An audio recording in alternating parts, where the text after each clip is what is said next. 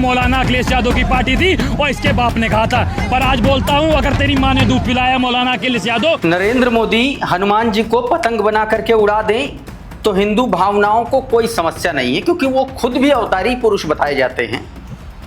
नितिन नवीन जो भारतीय जनता पार्टी के most eligible Gen Z हैं, वो अगर अपने उत्तर प्रदेश के दौरे में बजरंग बली को आगे आगे डांस करवा दें, नचवा दें तो कोई समस्या नहीं है।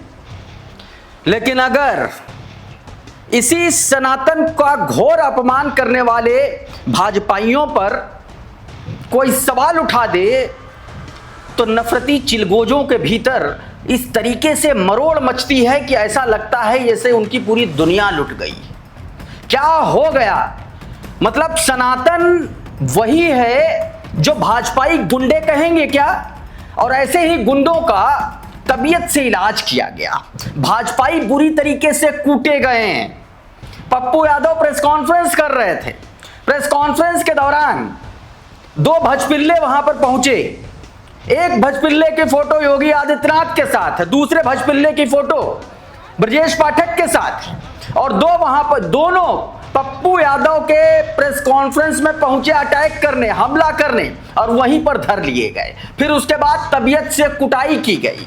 मतलब इतना कूटा गया है कि अब कहीं घर घुस करके फेमस होने के लिए ये सब कांड नहीं करेंगे। अभी पूरी तस्वीर एक एक विजुअल मैं आपको दिखाने की कोशिश करूंगा, कुछ तस्वीरें भी दिखाऊंगा। कांवड़ यात्रा में, कांवड़ यात्रा जो चल रही है, कैसे भारतीय जनता पार्टी का सिलेक्टिव अप्रोच चल रहा है, अभी मैं वो भी दिखाऊंगा। अनुज चौधरी एएसपी बन गए हैं सीओ से।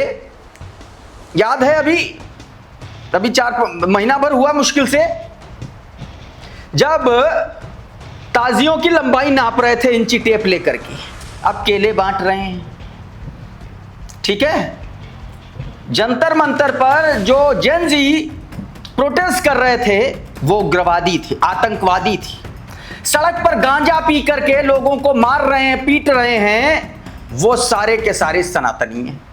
अब सवाल यही है कि भाजपा को क्या पढ़ने लिखने वाले जेनजी नहीं पसंद है? क्या उनको ऐसे कांवड़ ढोने वाले जेनजी पसंद हैं जो अधनंगे होकर के सड़क पर लौट रहे हैं और गांजा पीने वाले गाने बज रहे हैं? अभी तस्वीरें मैं आपको दिखाऊंगा, एक एक तस्वीर सबसे पहले आपको दिखाता हूं। सबसे पहले ये वीडियो देखिए।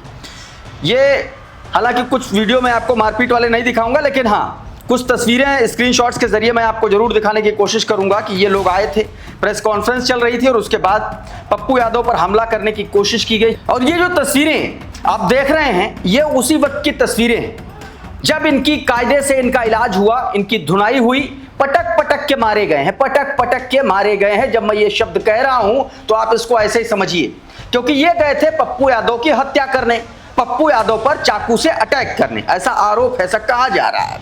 सचिन गुप्ता देखिए क्या लिख रहे हैं। कह रहे हैं कि दिल्ली में प्रेस कॉन्फ्रेंस के दौरान पप्पू यादव पर हमला करने वाले बुलंदशहर यूपी के सुमित शर्मा और हैप्पी शर्मा हैं। सुमित बीजेपी का नगर मंत्री है और हैप्पी बीजेपी का मंडल महामंत्री है। दिल्ली पुलिस दोनों से पूछताछ कर रही है।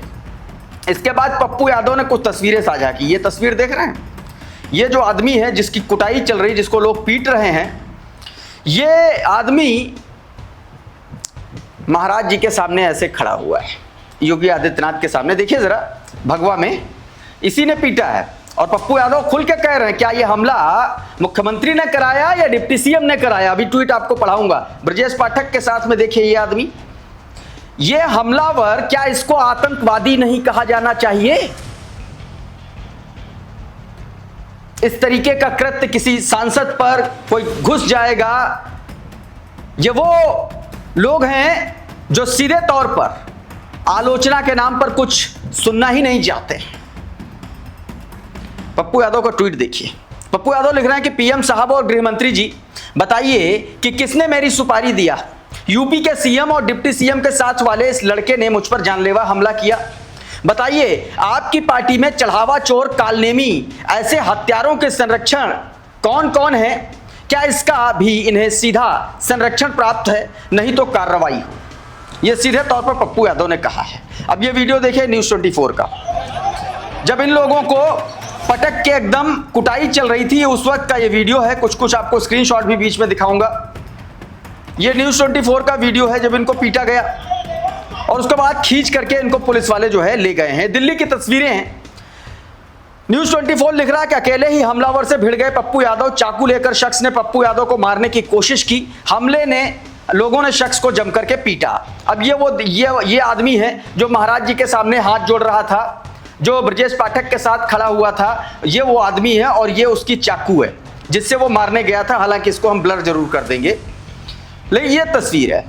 जीतू बैसला लिख रहे हैं कि पप्पू यादव पर हमला करने वाले दोनों ही हमलावर उत्तर प्रदेश बुलंदशहर के रहने वाले हैं। चाकू से हमला करने वाले का नाम सुमित सैपानी और उसका दूसरा साथी हैप्पी है, जो बाहर क्रेटा गाड़ी में उसका इंतजार कर रहा था। दोनों आरोपी लोहे का काम करते हैं। हमलावरों ने बताया कि संसद परिसर में राम मंदिर चंदा चढ़ावा चोरी मामले में नाटकीय विरोध प्रदर्शन और संत समाज के अपमान के चलते उन्होंने ये कदम उठाया। गजब के लोग हैं जिन्होंने चंदा चोरी किया, उनके खिलाफ कुछ नहीं किया, और जिन्होंने नाटक के जरिए जनता के सामने सच लाने का प्रयास किया, उन पर हमला कर दिया। पप्पू यादव को लेकर के जो प्रेस कॉन्फ्रेंस हो रही थी वो मैं तस्वीरें आपको दिखाऊं, लेकिन उससे पहले ये तस्वीर, ये वीडियो देखिए जरा। ये जब नितिन नवीन उत्तर प्रदेश की राजधानी लखनऊ लौट आए थे तो देखे किस तरीके से उनके आगे आगे बजरंग बली को नचाया गया था, जैसे स्वयं भगवान श्री राम रथ पर सवार हों और आगे बजरंग बली बाबा उनकी नौकरी कर रहे हों। ये भाजपाइयों का IQ लेवल है, ये भाजपाइयों के सनातन और हिंदुत्व के बारे में समझ है, और ये पूरे देश को हिंदुत्व का पाठ पढ़ाते हैं। और सबसे ज्यादा बेड़ा गर्क ऐसे जाहिलों का है, ऐसे भाजपा के पाले हुए भाड़े के गुंडों का है जो उसे ही सच्चा सनातन समझ बैठे हैं। IP सिंह लिख रहे हैं कि पप्पू यादव पर चाकू से हमला हुआ। दोनों हमलावर अपने को बजरंग दल का सदस्य बताया। देश में तालिबान हुकूमत है, ये शुरुआती जानकारी भाजपा को तो बाद में सीधे सीधे पता चला। अब देश में रामलीला नहीं, कोई भगवा वस्त्र पहनकर नाटक नहीं कर सकता। दूसरी तरफ बीजेपी के राष्ट्रीय अध्यक्ष नितिन नवीन और यूपी बीजेपी अध्यक्ष पंकज चौधरी के सामने भगवान हनुमान जी को नचा रहे, ये सनातन धर्म का अपमान नहीं हुआ? ठीक इससे पहले कुछ चिलगोजे, कुछ नफरती चिंटू पप्पू यादव को भद्दी भद्दी गालियां दे रहे थे दिल्ली में उनके आवास के बाहर जाकर के। अगर कल ही इनकी गिरफ्तारी हो जाती, एक दिन पहले ही गिरफ्तारी हो जाती, तो आज ये नौबत नहीं आती कि पप्पू यादव को चाकू लेकर के गया था, वो गला काट ही देता, हत्या कर ही देता। तब ऐसी स्थिति में क्या होता, क्या कुछ कहा है, मैं बीप लगाऊंगा इस वीडियो को, आप गौर से सुनिएगा कि किस तरीके से गालीबाजों की पूरी फौज नरेंद्र मोदी एंड कंपनी ने अपने ड्रामा कंपनी में भर्ती कर रखा है, ताकि विपक्ष के लोगों का जो सवाल उठाते हैं सरकार के खिलाफ जो लोग, उनको मुंह बंद कराया जा सके। इन बदतमीजों की और गालीबाज और ये जो गटर छाप लोग हैं, इनकी भाषा सुनिए पहले। भाई पप्पू यादव, मलिक पप्पू मौलाना, पप्पू जिहादी, यादव हटा दो पीछे से, ठीक है भाई। यादवों का पूरा सम्मान है भाई, पहले भी था, आज भी है। ये जो तुम्हारे बीच में ये जो मुल्ला यादव बैठा हुआ है, जो सनातन का अपमान कर रहा है, राम का अपमान कर रहा है, भगवे का अपमान कर रहा है, और इस देश के 110 करोड़ सनातनियों से भीख मांग करके सत्ता में आ गया और हमारे टैक्स के, जनता के टैक्स के पैसे से बंगलों में पल रहा है। अबे राम मंदिर की चोरी किसी संत महात्मा ने नहीं करा। चोर है, सुन, राम मंदिर की चोरी जो करी है वो किसी संत महात्मा ने नहीं करी, एक ट्रस्ट के कार्यकर्ता ने करी है। सुन ले मेरी बात, कि जिन्होंने कार से वो ऊपर गोली चलाई है उनका कोई कुछ नहीं बिगाड़ पाएगा। इसी मौलाना अखिलेश यादव की पार्टी थी और इसके बाप ने कहा था। पर आज बोलता हूँ, अगर तेरी माँ ने दूध पिलाया मौलाना अखिलेश यादव या लालू पाडू जो भी है, एक बाल उखाड़ के दिखा दे। जहाँ राहुल गांधी डब्बे में पैसे डाल रहा है। अबे सुन, राहुल गांधी सुन, इटली से आए हुए हमारे देश में किराएदार, सुन मेरी बात। वसीम त्यागी लिख रहे हैं, जहां सांप्रदायिक तनाव होता है ये गुंडे वहीं नजर आते हैं, जहां तनाव नहीं है वहां पहुंचकर ये गुंडे तनाव पैदा करते हैं। खुद को धर्म के लड़ाके बता करके ये गुंडे गालियां देते हैं, विवादित एवं भड़काऊ बयानबाजी करते हैं, लेकिन मजाल भला कि मदर ऑफ डेमोक्रेसी की पुलिस इनके खिलाफ एक्शन ले पाए। अब ये गुंडे पूर्णिया सांसद पप्पू यादव को लेकर के भड़काऊ बयानबाजी कर रहे हैं, गालियां दे रहे हैं, मुसलमानों पर विवादित एवं भड़काऊ टिप्पणी कर रहे हैं। ये सब दिल्ली में हो रहा है। अमित शाह के मातहत काम करने वाली दिल्ली पुलिस के CP और दिल्ली पुलिस शायद ही इनके खिलाफ एक्शन ले पाए। मदर ऑफ डेमोक्रेसी पुलिस कानून से नहीं बल्कि मालिक के आदेश से चल रही है, यह बात कही गई है दोस्तों। और कितना बुरी तरीके से इसने गालियां बकी थी वो आपने देख लिया। इसी शख्स का ये देखिए, ये आदमी देखे, इसकी शकल से लग रहा है कि इसने 15 दिन से नहाया नहीं होगा, लेकिन ये प्रवचन सनातन पर दे रहा है। अश्विनी सोनी लिख रहे हैं, सांसद पप्पू यादव को धमकी देने वाले 32 मुकदमों में आरोपी इस लफंगे को किसी एंकरा ने आतंकी नहीं कहा। अरे हाँ, इसकी नजर में ये भोला भाला जंजी है, ये बात कही गई है। उधर दोस्तों, जंतर मंतर को लेकर के रमेश बिधूड़ी, ये वही रमेश बिधूड़ी जिसने दानिश अली को लेकर के संसद के भीतर उग्रवादी और पता नहीं क्या क्या कहा था, अब सरेआम मंच से उन छात्रों को का अपमान कर रहा है। उन छात्रों को एक तरीके से बदतमीजी पर उतारू ये आदमी सीधे तौर पर पंचर लगाने वालों की औलादें बता रहा है सरेआम मंच से। यह इस देश में ही हो सकता है।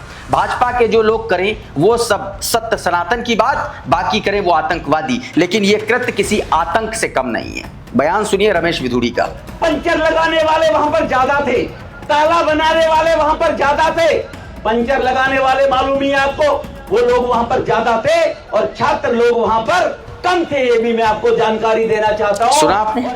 लेकिन एक तरफ ये प्रोटेस्टर्स को आतंकवादी बता रहा है, पंचर की औलादें बता रहा है, दूसरी तरफ जंतर मंतर पर भीड़ फिर से इकट्ठा होने लगी है। ये उसका ताजा वीडियो है, आप देखिए जरा। ये बीती शाम का वीडियो है, देख लीजिए किस तरीके से जंतर मंतर पर तमाम सारे लोग जो है इकट्ठे हुए हैं। सैकड़ों की संख्या में लोग हैं। ये तमाम सारे लोग जो है एक बार फिर से जंतर मंतर पर इकट्ठा हुए हैं। आपको मैं बता दूं कि जंतर मंतर पर इस बार बैरिकेड्स को लॉक कर दिया गया है, वेल्ड कर दिया गया है। उनकी ऊंचाई 5.5 फुट से लगभग 8.5 फुट 10 फीट तक कर दी गई है। अलग अलग रिपोर्ट्स में जानकारी निकल के सामने आई है। मतलब यह है कि हर तरीके से छात्रों को पाबंद करने की कोशिश और जंतर मंतर को जेल बनाने की कोशिश चल रही है। ये देश आपको क्या बनाना चाहता है? भारतीय जनता पार्टी आपको क्या बनाना चाहती है? वो नहीं चाहती कि आप शिक्षा पर सवाल करें, वो चाहती है आप सड़कों पर लौटें, वो चाहती है आप भांग और गांजा वाले गानों पर नाच करें। ये देखिए जरा वीडियो, ये मीनाक्षी चौक मुजफ्फरनगर का वीडियो देखिए। ये हालांकि बहुत देर तक मैं आपको उसका म्यूजिक नहीं सुना सकता हूं, लेकिन ये जिस तरीके के गानों पर नाच रहे हैं वो उसी से रिलेटेड है। ये किस तरीके से नाच रहे हैं देखिए। इसका एक एंगल ये भी है कि जब कांवड़ यात्रा से पहले ताजिया की लंबाई नाप रहे थे एएसपी जो बड़े जानकार जाने माने जो लोग हैं, अनुज चौधरी जैसे लोग, जब ताजिया की लंबाई नाप रहे थे, जब नमाज को लेकर के सड़कों पर कोई उतर पड़े तो फिर बवाल हो जाता है। ऐसे में ये अधनंगे लोग जो है, गुंडे जो सरेआम गुंडाई कर रहे हैं, वो इस तरीके से नाच कर रहे हैं सड़क को घेरे हुए, तब कोई समस्या नहीं। मैं ये बात क्यों कह रहा हूं, एक जरा ये अशोक कुमार पांडे ने वीडियो शेयर किया, थोड़ा सा सुनिए।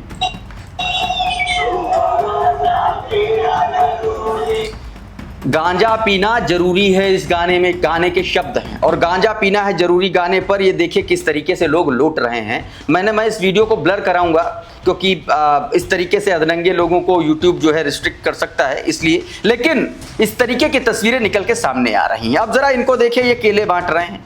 ये एएसपी अनुज चौधरी हैं, फिरोजाबाद ग्रामीण के एएसपी हैं। कांवड़ में यात्रा में ये केले बांटते हुए नजर आ रहे हैं। लेकिन यही एएसपी अभी 1 महीना पहले ये देखिए, ये कांवड़ की लंबाई नाप रहे थे। ये देखिए, ये है इस देश में, एक देश अपने अपने तरीके का कानून, अपने अपने हिसाब का कानून। मदन मोहन सोनी लिख रहे हैं, हेलो फ्रेंड्स, कांवड़ यात्रा शुरू हो चुकी है, लेकिन जिला फिरोजाबाद और आसपास के से अभी तक किसी भी पुलिस अधिकारी की कांवड़ की लंबाई नापते वीडियो नहीं आई है। 15 जून को उत्तर प्रदेश के जिला फिरोजाबाद में मुहर्रम जुलूस निकलने से पहले एएसपी अनुज चौधरी ने ताजियों की लंबाई नापी थी। तो दोस्तों, इस तरीके का घटनाक्रम लगातार इस देश में हो रहा है। इस वीडियो में बहरहाल इतना ही। बहुत बहुत शुक्रिया, बहुत बहुत धन्यवाद। आप जुड़े रहिए आपके अपने चैनल खुदरंग के साथ। नमस्कार।